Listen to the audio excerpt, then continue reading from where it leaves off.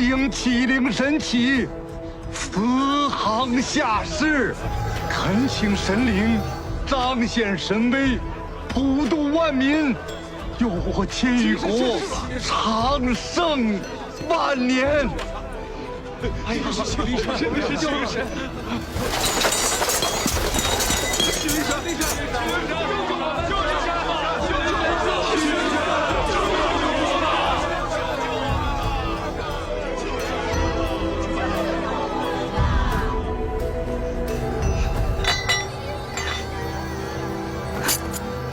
如果你真的是神，你就不该让这个人白白为了你去牺牲。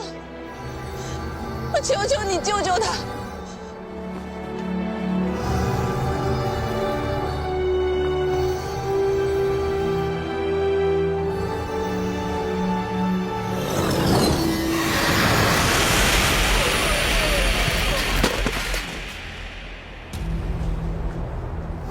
众人皆睡，为何你独醒？ 你是何人？如果你真的是神，求求你救救我的朋友吧。肉体凡胎，皆有一死。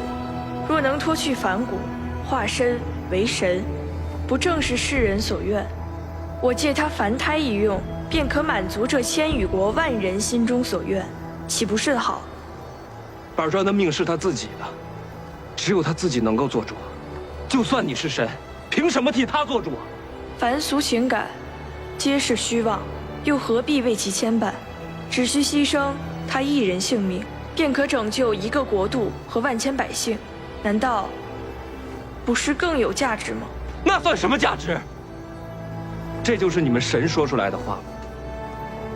我不知道你是否能够拯救苍生，但你已经牺牲了一个无辜之人，你根本不配做神。你可知？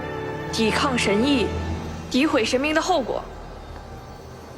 若神皆如此，我有什么不敢抵抗？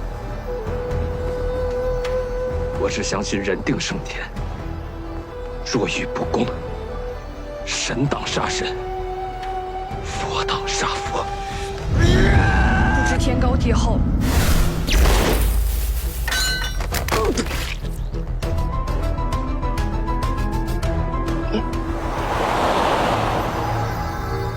神就这点能耐啊！